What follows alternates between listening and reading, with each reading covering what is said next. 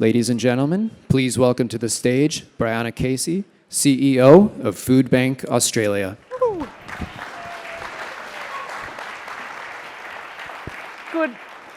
Good afternoon, everyone. It is my absolute pleasure to welcome you all warmly to Sydney, Australia. I know many of you have travelled many days to get here, but I hope by Friday you will agree it's one of the best trips that you've made in your life.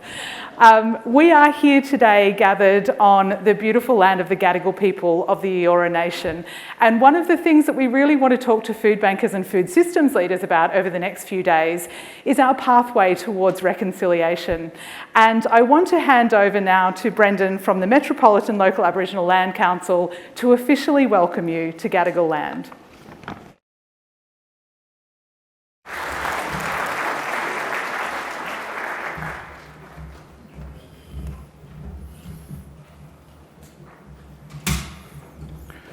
Thank you. Well, good evening.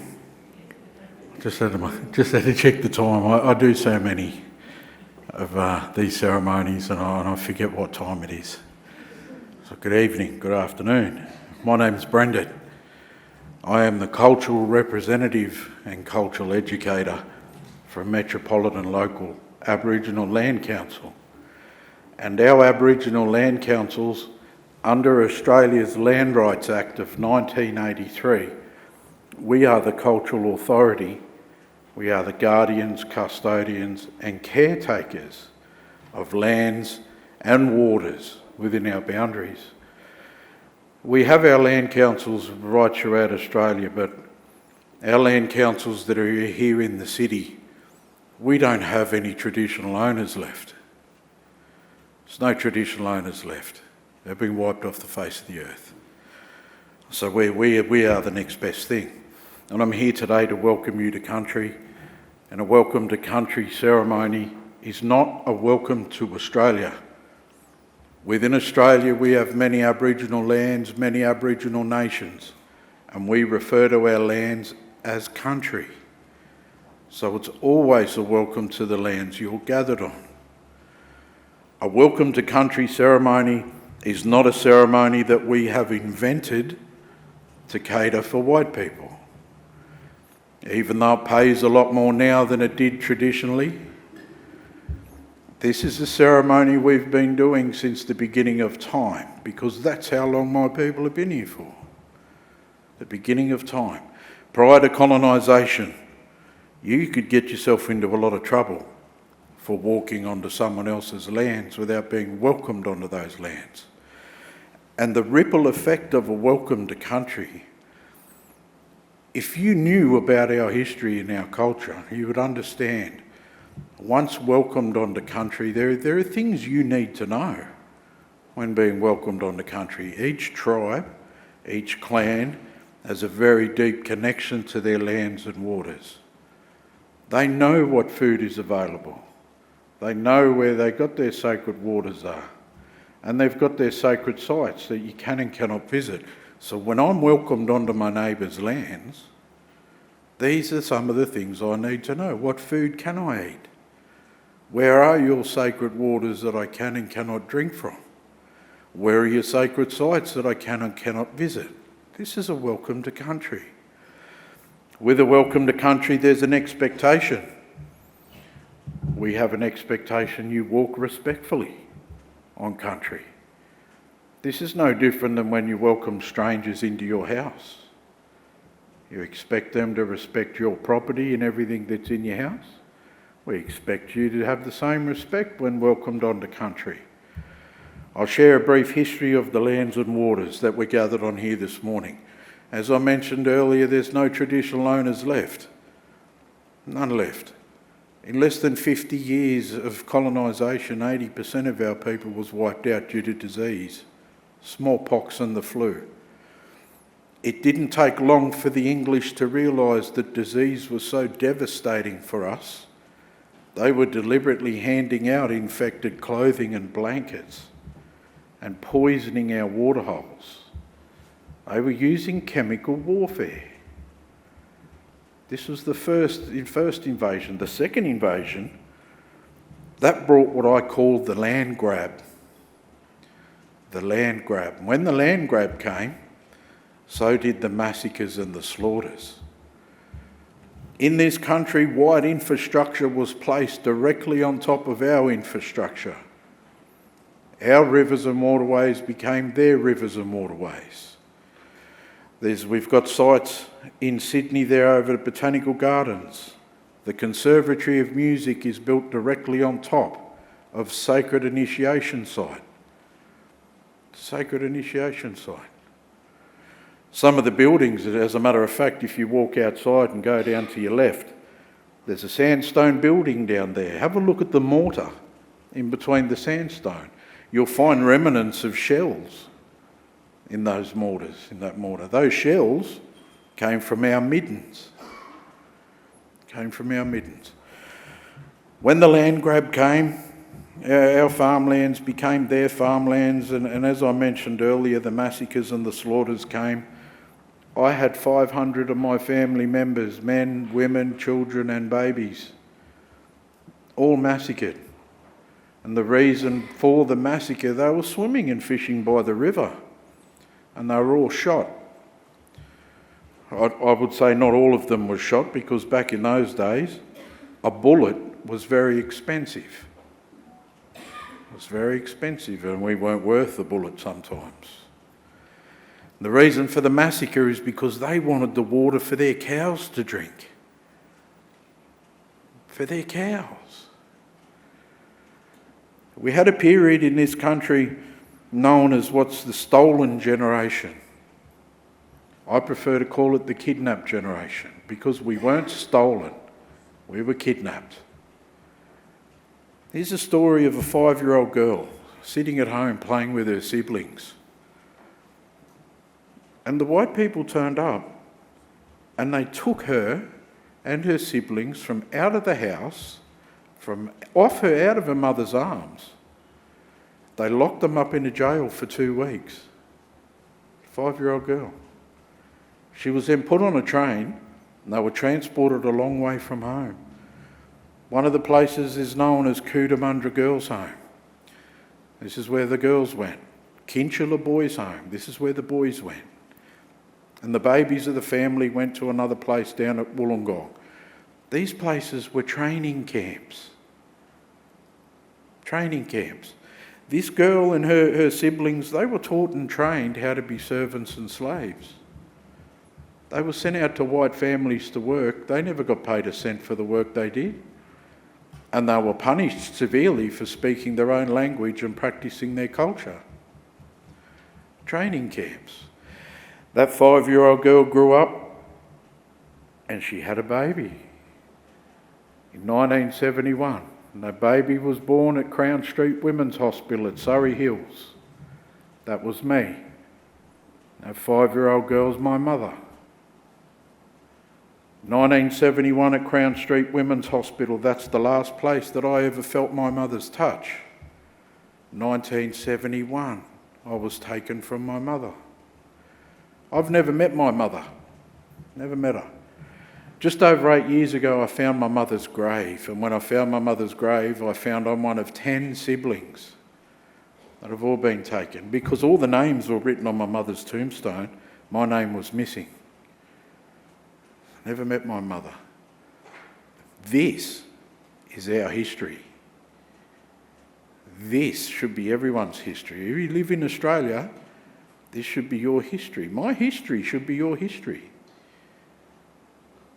I share this history for many reasons, but one of those reasons is when you have a welcome to country, I always ask you have a little bit of thought about what we've been through and what we're still going through, to be humble enough to still welcome you onto country. Do you know 10 years ago in Australia, there would never have had a welcome to country ceremony. This didn't exist 10 years ago.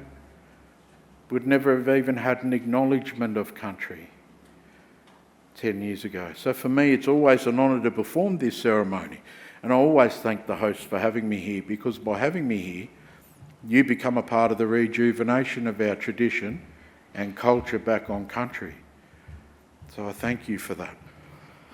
I was just having a quick talk there to one of your speakers, and I'm sorry for not remembering your name, but I said, isn't it scary that we're having to look and we're talking about banking food?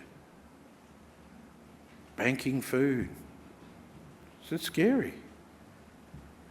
We lived here for 250,000 years plus with absolutely no impact to the environment. Absolutely no impact. Most of our Indigenous cultures are the same. No impact. As a child, I grew up, I used to fish in these waters. A cheap hand line and a cheap packet of prawns, and I'd always come home with a feed. I wouldn't eat the fish out of that harbour now. I wouldn't eat the fish out of it. I do a lot of these ceremonies with many organisations, and a lot of them are around climate and environment. We've never been a part of the conversation.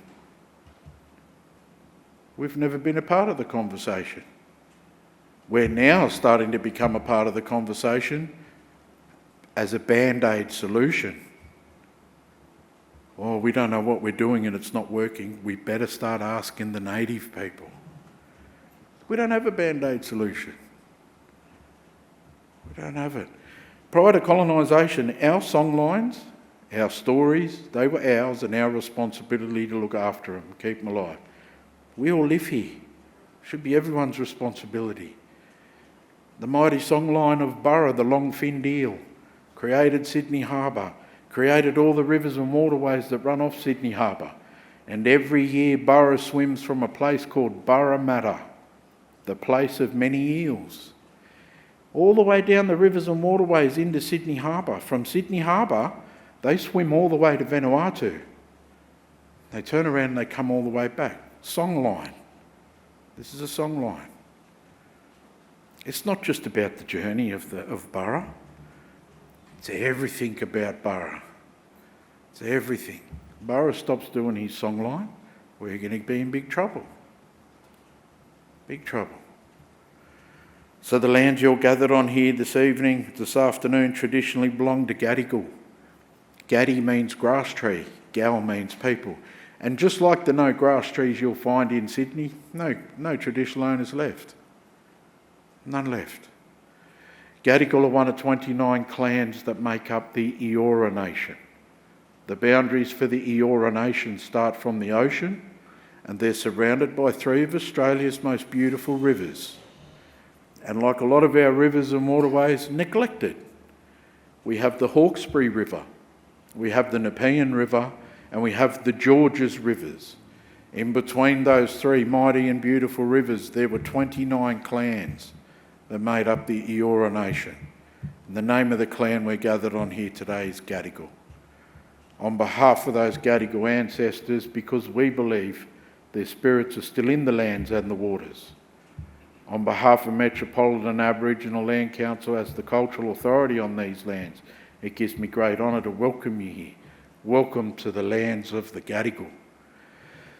I'm also here, you may have noticed, I've got I call this my sacred Bunnings bucket. I do a lot of smoking ceremonies as well, and thanks to work health and safety, I have to use my sacred Bunnings bucket. Smoking ceremony. Traditionally, we do the smoking ceremony from the beginning of life right through to the end of life. From day one, as soon as our babies are born, our women will do smoking ceremony for the newborn. It's part of the medicine. But we believe it gives them the smell of country on their body. Every living thing on country knows those babies are connected to country. We do our smoking ceremonies during life. Different plants we burn have different healing properties. And we do our smoking ceremonies at the end of life, our sorry business. Before I pick the leaf from a certain tree, there's a song I sing to the tree in my language. And that song, that prayer and that magic goes into the tree, into the leaves. Only then do I pick the leaves. When I burn the leaves, that releases that song, that prayer and that magic. This is what our smoking ceremony is.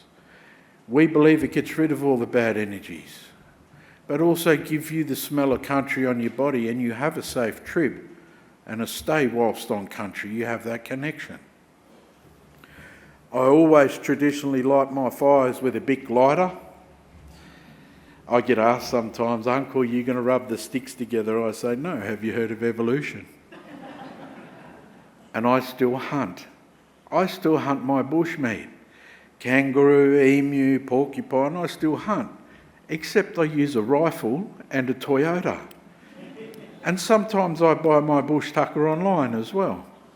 And as I mentioned earlier, thanks to Work Health and Safety, my sacred Bunnings tin. One more important thing, you can never ask what leaves I'm burning. We need to keep some things sacred and secret.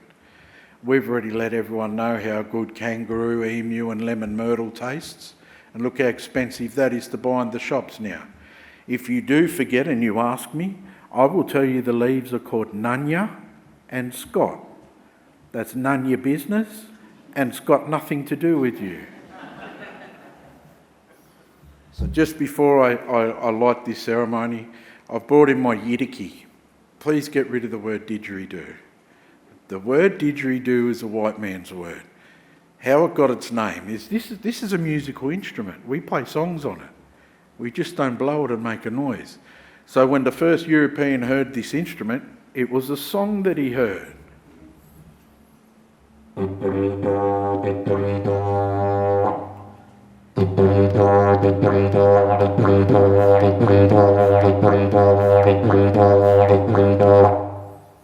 Didgeridoo, didgeridoo. That's how it got its name. He's a very smart man, that man. Yidiki. The word yidiki in my language means voice. So when we play yidiki, we sing through it while we play. So I'm just going to play a healing song on the yidiki. And once I finish, I'll get the smoking ceremony lit.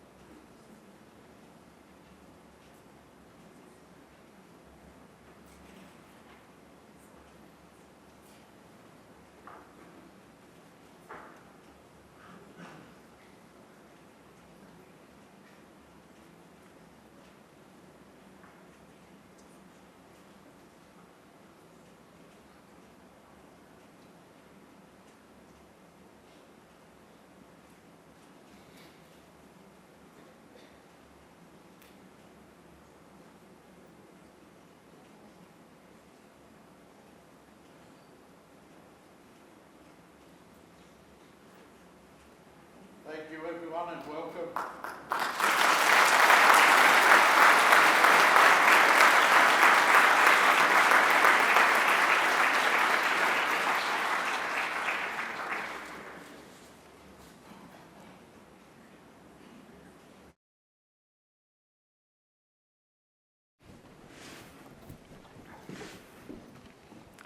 Thank you, Brendan, for reminding us of the importance of the why and the history and why what we do in food banking is so important. If we are genuine about wanting to deliver food relief with dignity, with respect, and being culturally appropriate, we need to understand our culture and we need to understand our history, the good bits and the bad bits.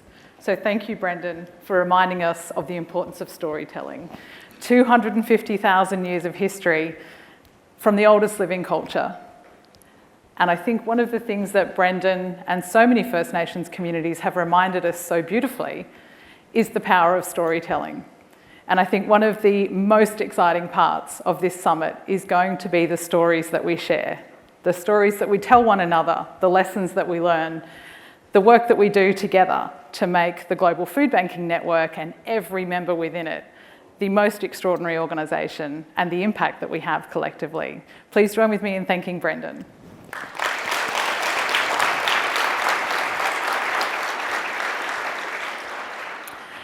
It is now my pleasure to give you a very short, sharp summary of what it is like to be a food banker here in Australia. I did want to also acknowledge the amazing Foodbank Australia team. You will have seen them in purple when you registered earlier. My enormous thanks to everyone from Foodbank Australia for welcoming our delegates so warmly and repping the purple so well. I also want to acknowledge there are many members of Foodbank Australia here today from Foodbank Queensland. Please feel free to whoop when you hear your name.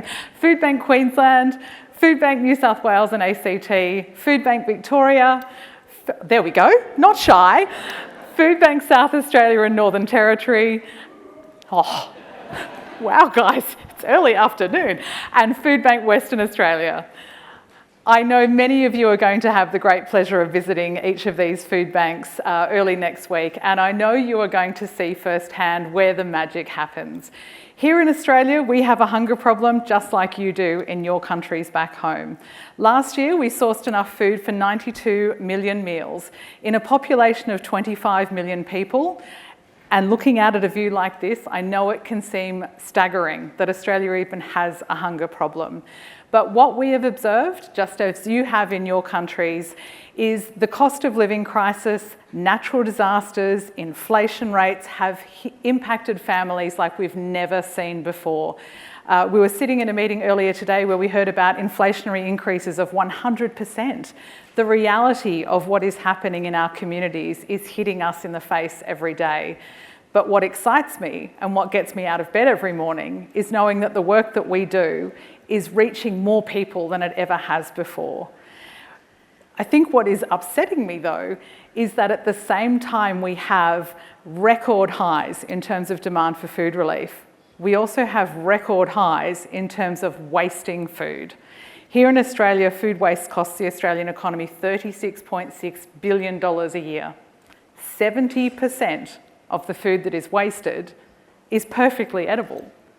So we've got this conundrum between record highs in terms of demand for food relief, and yet we've got all this food that we could be finding a home for. You will hear over the next few days exciting and innovative solutions, not just from right here in Australia, but all over the world, in transforming food loss and waste and those worrying statistics and being able to feed more people than we ever have before. I think what I loved the most about Brendan's storytelling is the importance of focusing on culture when we look at food relief. There are food banks across Australia who go above and beyond each and every day to strive for not only nutritious food, but culturally appropriate food. This is not about a situation where food relief looks the same, feels the same, is delivered the same everywhere we do it. This is about ensuring we have local solutions to that big task and big challenge we have in every country around feeding hungry people. I am so proud to be a food banker. I am so proud to be a member of the Global FoodBanking Network. Thank you, Lisa, for the extraordinary leadership in bringing us together to allow us to share stories, to share solutions, to talk to one another about what it means to be in food banking. One of the things that we are really fortunate to have in Australia is a growing relationship with government, whether that be at the local level, whether that be at the state level, or whether that be at the Commonwealth level. And this week, the Australian Parliament is sitting in Canberra, which means that our Prime Minister unfortunately cannot be with us. But thankfully, we've been able to receive a message from the Prime Minister to welcome you to Australia and to acknowledge the extraordinary contribution that we are all making together. So with that, I introduce a message from the Honourable Anthony Albanese, Prime Minister of Australia. I'm so pleased to open the Global FoodBanking Network Summit here in magnificent Sydney. Your work is so necessary and so valued. You've come from around the world to share your expertise and learn from one another.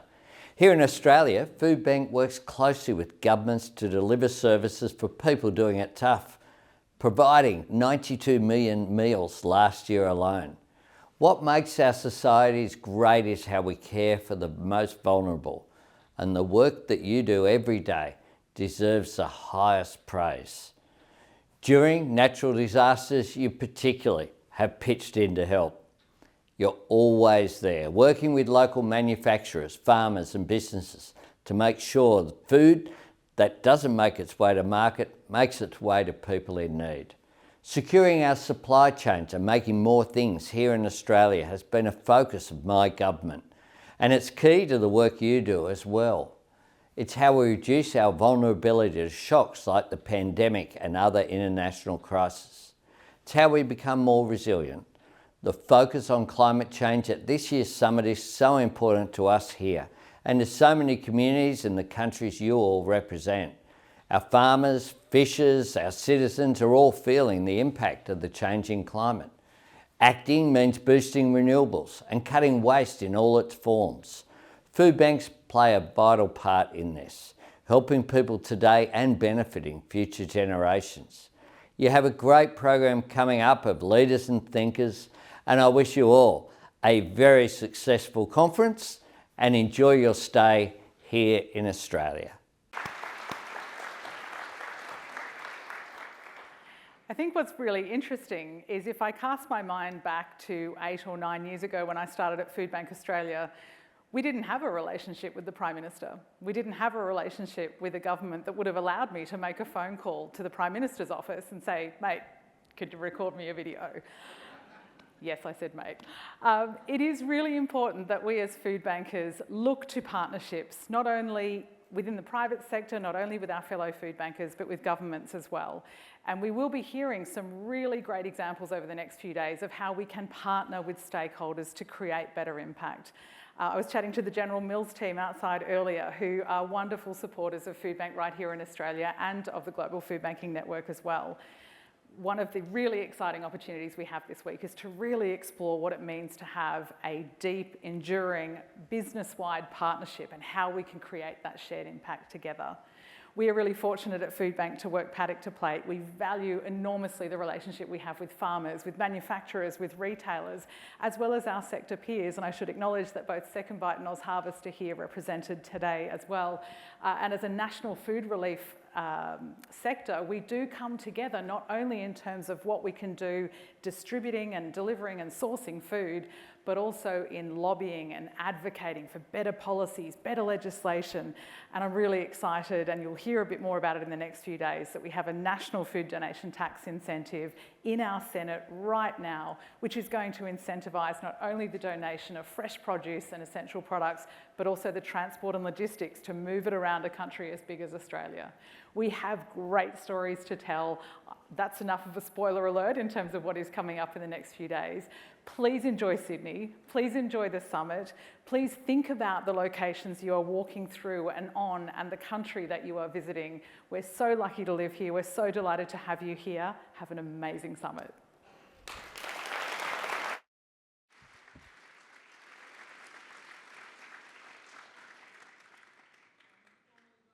The Global FoodBanking Network President and CEO, Lisa Moon. It's fabulous. Oh my goodness, good afternoon, everyone. Brianna, thank you so much for orchestrating that really important opening to this event and just all of the insights. We are so excited to be here in Sydney. How is everyone doing this afternoon? Yeah. I just want to thank everyone for taking time out of your very, very busy schedules to be with us this week. I know that it is so challenging to be away from the operations that you all are working on. And of course, you traveled to Sydney, and for many of us, it is very, very far. So I just wanted to do a quick show of hands, and if you traveled 15 hours to get here or less, can you go ahead and raise your hand? 15 hours is still very long, but that's great. If you traveled 20 hours or less, could you raise your hand? My goodness. Okay. If you traveled between 20 to 25 hours, can you raise your hand? And if you were traveling here and you missed your plane and had to overnight somewhere unexpectedly, go ahead and raise your hand as well. Wonderful. Thank you, everyone, so much. Christian Cardinaire made it. No, thank you so much for taking time to be here. So as Brianna mentioned, my name is Lisa Moon, and I am very fortunate to be with the Global FoodBanking Network and very excited to welcome you all to the Global Summit this year in Sydney. For those of you who have been following potentially our work for some time, and of course this includes the members of our network, you will know that we have been convening this summit really since the founding of GFN. Our board chair, Carol Kreiner, is going to talk a little bit about how the forum has evolved since the first one was held in 2007. But really, since 2019, we have wanted to rotate this meeting so that as we gather together as a network, we can really understand how food banking looks so different depending on where we are in the world. So we were really fortunate to host our first one with Fair Share UK and FIBA in London in 2019. And that was really exciting to see kind of how their model had developed. And then we had a short blip with the pandemic, but in 2023, 18 months ago, BAMEX, our amazing partner in Mexico, hosted. And that was so fabulous to see how food banking is done in that country, both in Mexico City and then also in more of a rural context in Puebla. And so now we have a very important region in the Global Food Banking Network. We have many of our members now coming from the Asia Pacific and Oceania region. And so we really wanted to have an opportunity to have an event in their territory, and that is why we are here in Sydney. And so I know it is far, but we have an incredible week planned for you. So our mission, of course, at GFN is to nourish the world's hungry through uniting and advancing food banks. And we are really, really excited to convene members now across 53 countries. We work in very close collaboration with our partners in the States, Feeding America, and our board member, Paul Henrys, with Feeding America, is here with us this week. We also have a fabulous collaboration with the European Food Banks Federation, and I'm really excited to welcome Bernard, Esteban, and of course, our dear friend and longtime director, Jacques van den Schrik. And so when you look at all of the people that are combined in this room, we represent more than 50 countries. And so not only is this forum about kind of what food banks are doing at the grassroots level, we are increasingly involved in national and international politics and dialogue because the model is so unique. And so we really want to make sure that during this week, we not only talk about what's happening operationally in many of our organizations, but we also think about what is happening on the global stage and how conversations that are occurring with the United Nations or with other multilateral groups are impacting how we do our work, and importantly, how can we influence them? Because even though food banking is a grassroots, community-based model at its core, you roll up all the tremendous work that is being done by leaders in this room, it has a monumental global impact. We know that collectively, just within the Global Food Banking Network, we are improving food access for 40 million people facing hunger just last year. We also know that we're doing this through taking nutritious surplus food and diverting it. So instead of it being discarded and causing harmful greenhouse gas emissions, including methane emissions, it is going to stay in the human supply chain. And these conversations, the dual purpose of the food banking model, is critical. The work that you're doing should be heard and recognized at all levels of government, at all levels of international dialogue. And we are really excited this week to come together and learn from each other, learn from you, so that we can play an important role in these conversations. You may remember 18 months ago when we got together in Mexico City, the theme, absolutely, I feel like so appropriately, was food banking in the age of an age of volatility, right? Everything is changing. There's incredible dynamism, and every day I feel members of our network have to be very agile and adaptive to many, many different challenges. And we wanted to focus specifically, as we're thinking about all the volatility and dynamism that we are facing, we wanted to focus specifically this week on climate change and thinking about how food banks are almost, in many cases, first responders to how climate change is impacting populations and communities around the world. Brianna and I were talking, was it last night, 2 days ago, just about the incredible heat waves. No matter where you live in the world, it is hotter today than it was 5 years ago, 10 years ago. When I saw Jomar from Rise Against Hunger Philippines in Chicago a couple weeks ago, he talked about how children had been out of school for weeks because it was simply too hot. And when those kids aren't in school, they aren't able to access meals. And so food banks are having to adapt how they deliver their services because of climate change. And not even to mention that this event was impacted for many people traveling due to the typhoon that just occurred in East Asia a few days ago. So these disasters are occurring on a frequent basis, and food banks need to be prepared to respond and have the resources to respond. But the other, of course, exciting piece of this equation is that this model is also a tool to mitigate climate change, because we are reducing greenhouse gas emissions through recovering surplus food. So we're going to be exploring that nexus this week, and we are so fortunate to have many people that are involved in the climate action dialogue and in the broader food systems dialogue here to talk with us about ways that we might be able to mobilize action to really aid in transformation on the climate side. I want to call attention just to who might be in the room this week. So obviously we are excited to welcome many, many people from the GFN network. And I've already mentioned our partner food banking partners that are here. I want to give a very special thanks again to our wonderful hosts, Foodbank Australia, and all of their members who are hosting field trips and are going to be here and part of the dialogues. Our staff, the GFN staff, I want to go ahead and have them stand up if you are in the room, which of course they are. Where else would they be? GFN staff, please stand up.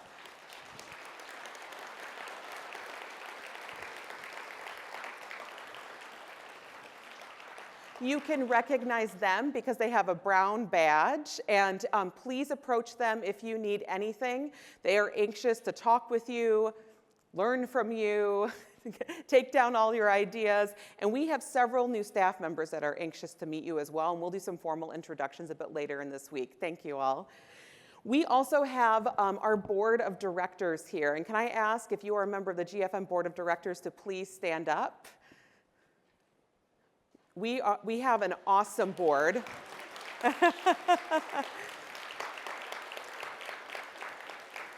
And we're so thrilled. We have 9 current directors here. We have our external general counsel as well, Kathy Ruland here.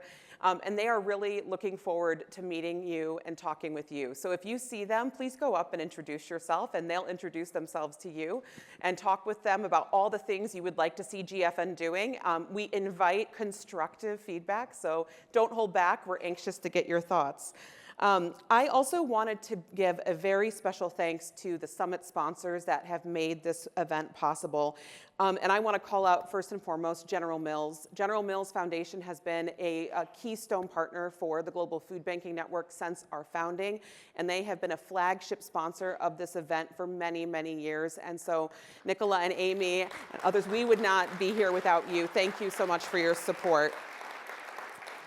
We have several other partners that have made this event possible, including the DLA Piper Foundation, the Lineage Foundation for Good, HEB, another partner that has been with FBLI and now Global Summit since the beginning, HCL Tech, and Kellanova. And not only are all of these companies partners for this event, they are allies and important thought partners and collaborators in food banking around the world. So thank you so much for all that you do. Yes, you can clap, why not, right? I was asked by Michael to do housekeeping, but I probably will not be comprehensive. But the one message I was told to deliver is please download the app. So if you have questions, you can go find Michael Oko or January Zell or Caressa on our team, and they will help you with that. So we have, in addition to messages from several key Australian leaders, we have a very terrific set of opening remarks. And so I want to go ahead and introduce our next speaker. I'm very honored to welcome to the podium the former Vice President of the Philippines, Leni Robredo. She served as the 14th Vice President of the Philippines from 2016 to 2022. Following her time in office, she founded the Angat Buhay Foundation, which was born out of her work as vice president. Her growing nonprofit now focuses on public education, public health, disaster relief, and community engagement and empowerment. She is making true change in her community by bringing people together in the areas of the most critical need, and she has been such an ally and collaborator for food banking in the Philippines and beyond. So please join me in giving her a very warm welcome so that we can learn about the work that she is leading. Thank you.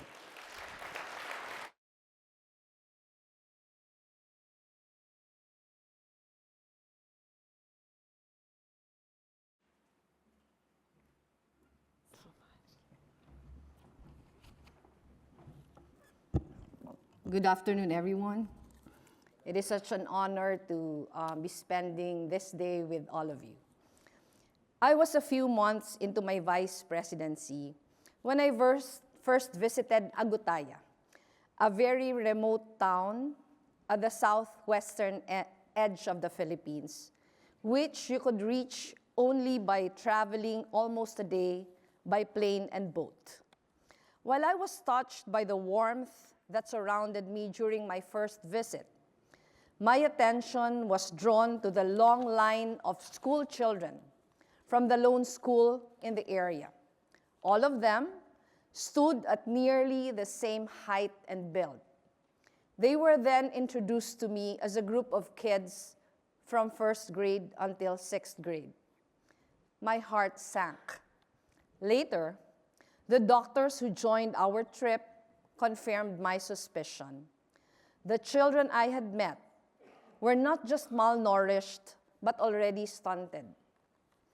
Experts emphasize that our nation has already lost a generation of Filipinos to chronic malnutrition and stunting, conditions whose effects are lifelong and irreversible. At present, 1 in 3 Filipino children are stunted, a problem that stems from deep-seated poverty, lack of nutritious food options, a dearth in decent economic opportunities, and a complicated web of deficiencies in policies and governance, particularly on prenatal and early childhood care. Moreover, in the first quarter of the year, an estimated 3.95 million Filipino families said they experienced involuntary hunger at least once.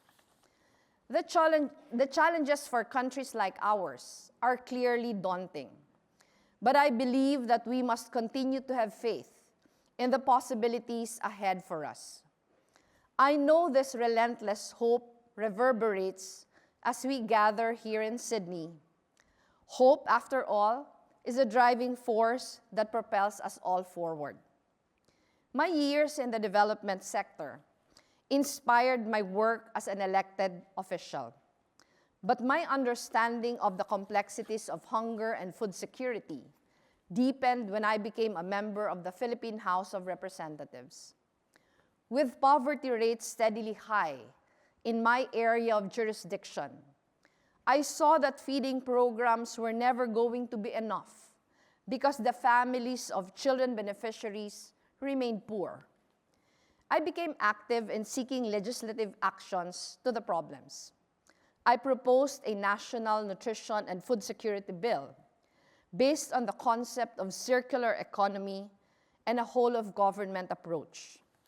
It would have institutionalized a national feeding program, streamlining not just feeding, but systems for food procurement and food distribution, and creating a structured demand that ensures a decent income for small-scale food producers. As author of this bill, the World Food Programme invited me to benchmark Brazil's Zero Hunger program in 2015. During our visit, I marveled at the interconnectedness of nutrition and food security with agriculture, livelihood, and civil society.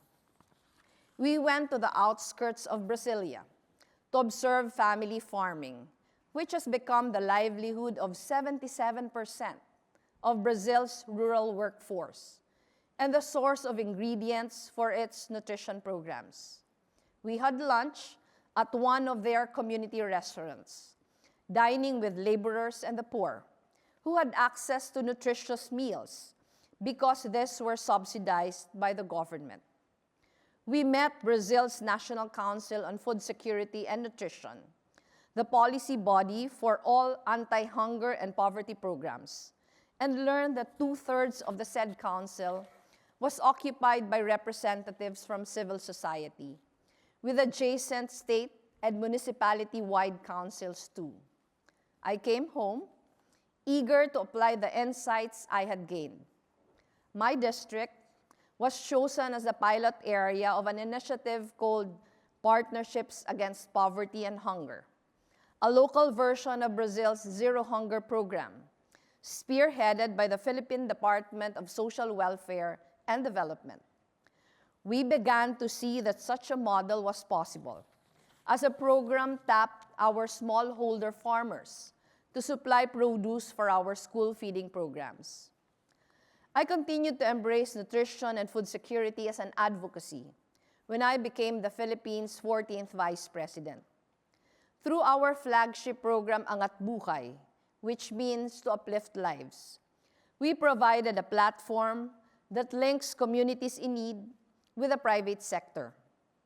We have developed long-standing partnerships with various organizations, among them Rise Against Hunger Philippines, whose invaluable expertise and support have made our interventions most responsive to the needs of our communities.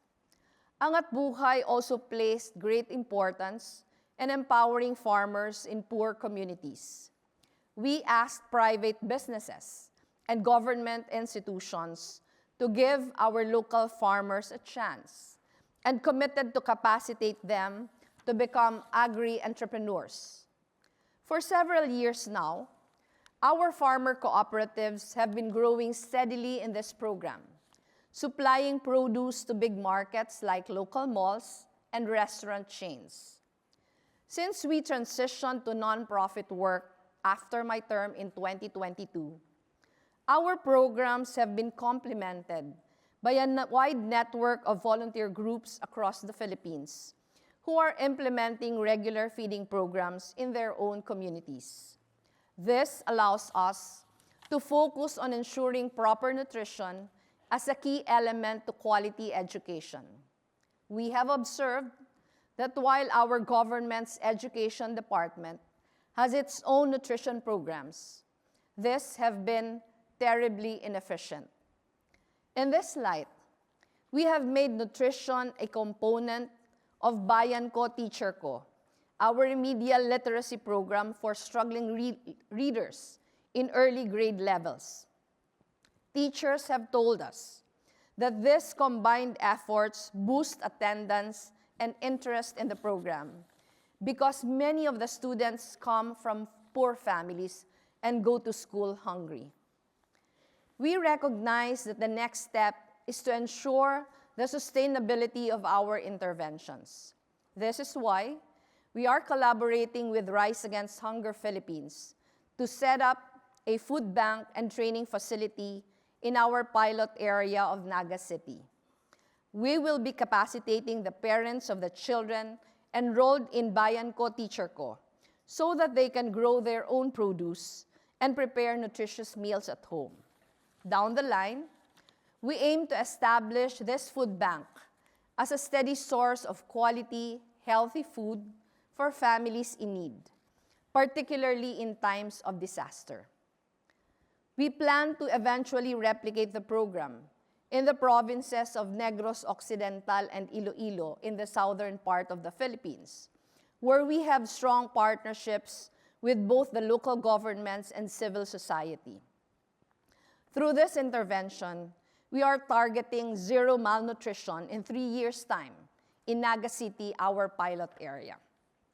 We continue to achieve great strides through international governance, one that sets higher standards to gain the public's trust. But we were only able to defy limitations because we built upon the goodwill of the private sector partners and our adopted communities. We gave Filipinos the chance to help uplift their fellow men, and we empowered our beneficiaries to embrace their responsibility as partners in development. This spirit of solidarity has allowed us to build a vision of collective future, one where everyone can lend their strength so that even the toughest challenges can be addressed. This summit presents an opportunity for us to grow in this spirit between and among sectors, fellow advocates, and nations.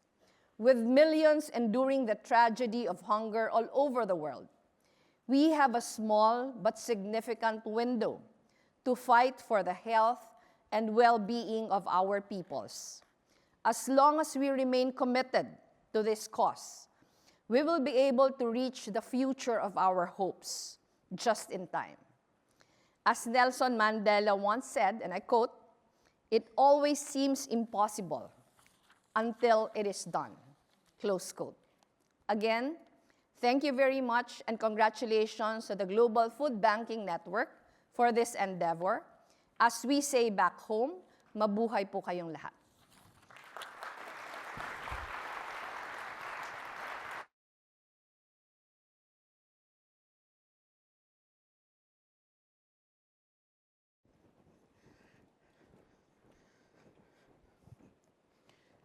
Thank you so much. It is so inspiring to hear these bold targets to address food insecurity and malnutrition. And we're just very grateful for all that you have done in government and outside of it. So we were very fortunate for the past 2 years to have a targeted focus on agricultural recovery, so rescuing fruits and vegetables and other products both on farm and post-farm gate. And this program was largely made possible through a very generous investment from the Rockefeller Foundation. They themselves could not be here this week, but we do have a message from Elizabeth Yee, who is the Executive Vice President for Program Strategy at Rockefeller. And we wanted just to show a brief video. So. Hello, everyone. I'm Elizabeth Yee, the Executive Vice President of Programs at the Rockefeller Foundation. I want to thank the Global FoodBanking Network for making this gathering possible. It's great to be with all of you, even though I'm virtual. We're all here because we understand the importance and the power of food, and because we know that reliable access to affordable, healthy food is about more than what is just on our plates. It's about building a pathway for farmers and consumers to thrive. That's why over the last 111 years, leveraging the power of food has been a focus area for the Rockefeller Foundation. We can't deliver on our founder's vision that prioritizes the well-being of humanity without it. Alongside partners like the Global FoodBanking Network, our foundation has helped billions of people access more nutritious food. That progress is important, and we have a lot more work to do. Last year, nearly 300 million people around the world still experienced high levels of acute food insecurity, and climate change is already straining our food systems. It's increasing the frequency and intensity of extreme weather events like floods, droughts, and heat waves. It's diminishing crop yields, and it's altering the growing season, which makes it harder for farmers and consumers alike. Those impacts are felt by the most underrepresented communities, particularly those in lower-income countries. And at the same time, 1/3 of the emissions driving the climate crisis come from our global food system. To create a healthy, equitable, and sustainable future, the Foundation is committed to transforming what we eat and how we produce it. And that's why this moment is so important. This transformation will take all of us and the combined efforts of governments, businesses, philanthropies, and more. Each of us has a role to play, and the Rockefeller Foundation is proud to support this work and even more proud to stand with you. Thank you and enjoy the summit.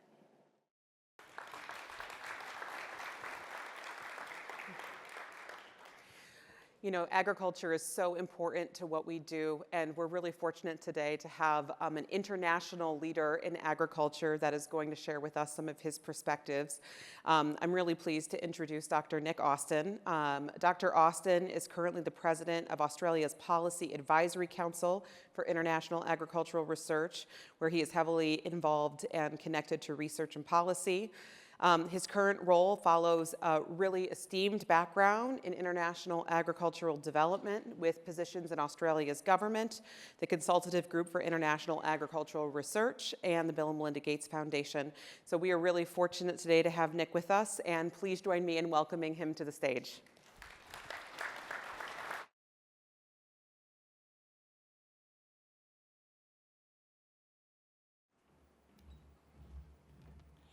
Thank you, Lisa, for that very warm welcome. It truly is an honour to be here and speaking with you today. I thank Brendan for his educational, moving and very personal welcome to country, and I too pay respects to elders of the Gadigal clan or the grass people of the Eora Nation.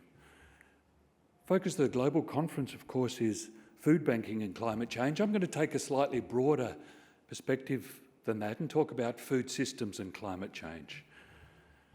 World's 18 trillion food system is incredibly complex, and it's also demonstrating increased vulnerabilities.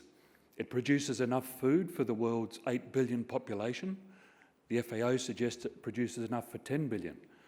But 1 in 11 people, or 1 in 5 in Africa, go to bed hungry.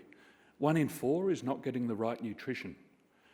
Last year, an estimated 30% of the global population, some 2.3 billion people, were moderately or severely food insecure.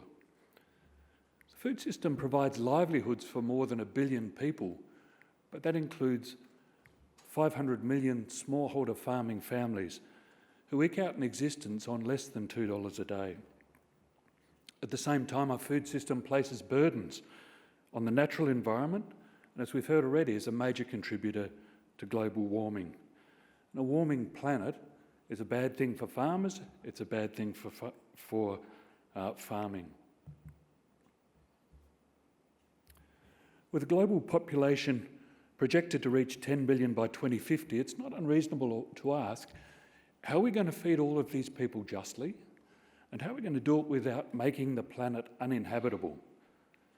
When I was born, the world had fewer than 4 billion people.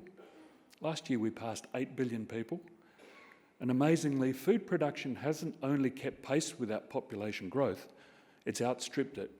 So since 1961, food supply per capita has increased by more than 30%. Today, hunger is caused by poverty, not scarcity, as the Vice President has already alluded. To end hunger, we must end poverty, we must end inequality.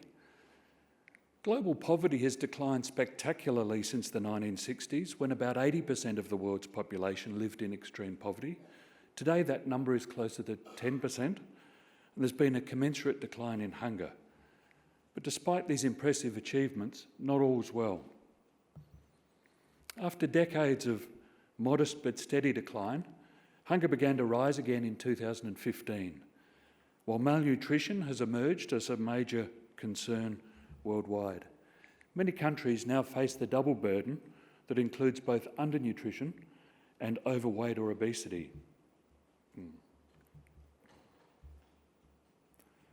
The problem we face today is not so much a lack of food, rather it's a problem with the broader food system. I talk about food systems rather than farming because farmers respond to what consumers want. 60% of dietary energy is now derived from just 3 cereals: rice, wheat and maize. The bulk of industrially produced grains goes to biofuels and feedlots rather than to the world's hungry.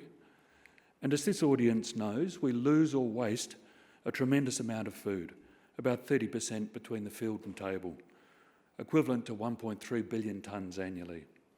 So calls to double food production by 2050 really only apply if we continue to waste food and prioritise growing population of livestock and cars over hungry people. The rate of global population growth is slowing, and while population has doubled in my time, my kids will experience only a fraction of that increase. However, incomes will continue to change. When my daughter is my age, there'll be 3 billion more middle-class appetites, and that will have consequences. With rising incomes, we see increase in global meat consumption, demonstrated quite dramatically on these graphs. Figure A on your left shows a notable increase in all world regions, but especially in Asia, shown in green. Pork and poultry have grown to dominate today's food production, global consumption, and increases in pork consumption primarily driven by China, while poultry consumption has increased across the supply chain across the world quite sharply. Global consumption of ruminant meat has also increased, though to a lesser extent, and is projected to rise 88% by 2050. Meat's become a controversial topic in public debates. It involves multiple sustainability dimensions, and I'll come to some of those in just a moment. High-income countries consume a lot of meat on average, but consumption in high-income countries has hardly increased since the 90s, shown in figure C at the bottom. In low-income countries, in contrast, livestock play a vital role because nutritious plant-based foods aren't available or affordable year-round, and livestock production is also a really important source of income. Producing food will get harder. The FAO recently launched a flagship report on the impact of disasters on agriculture and food security, and disasters globally have increased from around 100 per year in the 1970s to around 400 now. Not only are disasters events increasing in frequency and intensity, their impact is expected to worsen as the globe continues to warm. Agriculture is uniquely exposed to extreme temperatures, droughts, floods, storms. They drive down crop yields, destroy livestock, they interfere with the transport of food. Figure A on the left, it shows drought in yellow as a disproportionate impact on the sector, and figure B on the right shows that crops and livestock are impacted similarly. Over the last 30 years, disaster-related agricultural losses have followed an upward trend, with lost crop and livestock production totalling an estimated $3.8 trillion. So that's equivalent to around 5% of GDP, agricultural GDP over that time. This figure from the IPC shows the implications of climate change by 2050 on agricultural commodity prices and the population at risk of hunger for 3 shared socioeconomic pathways, or SSPs. Now, SSPs are essentially pathways that the world can follow. SSP1 is the most optimistic, or the green road. SSP2 is the middle road, and SSP3 is the rocky road, or one with major challenges to mitigation. Each of the 3 SSPs, Section B shows the projected changes in average world prices by 2050 for cereals and animal source foods, while Section C shows the percentage change by 2050 in the global population at risk of hunger. The takeaway here is that the change in climate will decrease agricultural productivity, it'll depress agricultural supply, leading to price increases and increased hunger. While climate change is expected to have net adverse effects on agriculture, the impacts won't be felt uniformly. The world's poorest, who contributed least to climate change, will be hit hardest. Lower latitudes, where poverty is currently concentrated, will be disproportionately affected. The picture doesn't look too rosy here in Australia either. While the global food system is increasingly vulnerable to climate change, it's also a major driver of it, particularly through food loss and waste, a focus for each of you, for land use change, livestock and rice sectors, and the use of inputs. So the spectacular growth in food production since the 1960s that I spoke of earlier has been accompanied by an 8-fold increase in the use of energy-intensive nitrogen fertilisers. In the 1960s, the rate of agricultural production growth was almost entirely driven by increases in inputs and expansion of land area, but this has declined from 95% to only 25% in the 2000s, with no loss in the rate of growth. So in recent decades, gains in output have been driven by improvements in total factor productivity, so the blue bars, essentially by farming smarter, not by relying on more inputs. Since close to a quarter of all carbon emissions are linked to agriculture, the food system is key to climate change responses. Fortunately, healthy and sustainable diets present major opportunities for reducing greenhouse gas emissions, particularly when combined with supply-side solutions and actions such as efficient production, transport and processing. Beef is the most consumed ruminant meat and resource-intensive produce, requiring 20 times more land and emitting 20 times more greenhouse gas per gram of edible protein than common plant proteins like beans, peas and lentils. Technology options can help increase the sustainability of ruminant meat production, but changes in consumption are likely to be required as well.